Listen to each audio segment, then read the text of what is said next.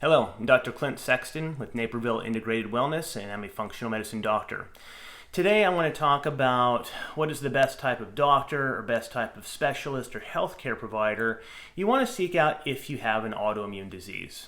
So first, let's just start with the traditional medicine approaches. So you really don't have a lot of options when it comes to immune system problems or autoimmunity. You essentially have a rheumatologist or an immunologist.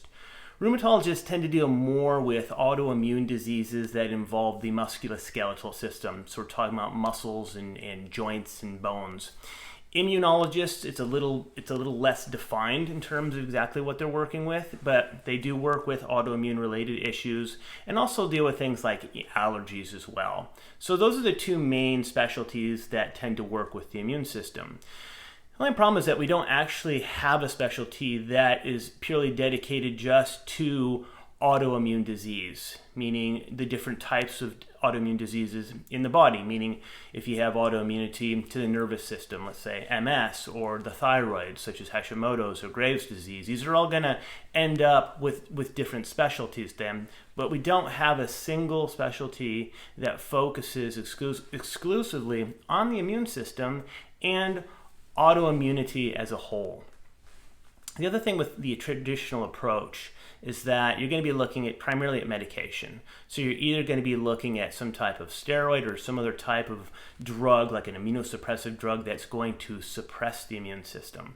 Again, we've said this many times that autoimmunity, it's not a situation where you need to suppress the immune system.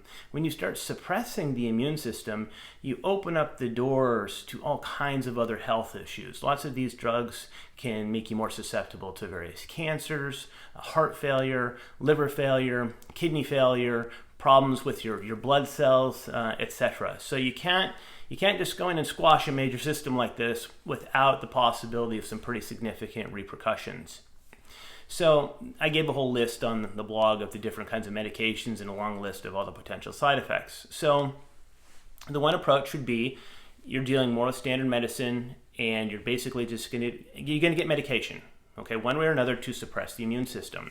And many times people are told that if they have an autoimmune disease, that their immune system is overactive. Okay, that's not what's happening either. It's a simple way to describe it, but that's really not what's occurring. Autoimmunity is dysregulation of your immune system. It's not like you have a supercharged immune system that's really highly active. That would be like telling someone that the reason they have high blood pressure is because they have an overactive heart or cardiovascular system. That's not what causes it. Okay, so again, you don't have an overactive immune system, you have a poorly regulated immune system.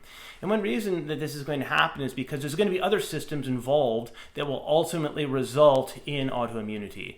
You can have problems with the endocrine system, so that would be hormones. Hormones are believed to contribute significantly to problems with autoimmunity, just based on the statistics that about 80% of all people that have an autoimmune disease are women, and the big difference there would be we're going to see hormones playing a factor in this. But also the nervous system plays a role in it. What's going on in your digestive system plays a role in this. Stress levels. The point is, we're going to have many systems that are going to have an impact on the immune system.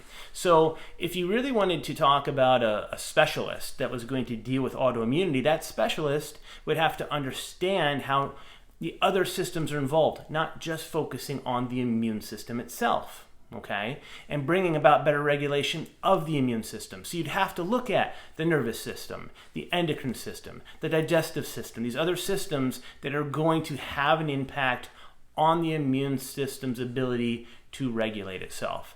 So if you were really looking for the best autoimmune specialist, you'd really be looking at someone, a doctor who is dealing with functional medicine, because they're dealing with the function of the body and the functioning of all these other systems and how they're ultimately going to influence your immune system.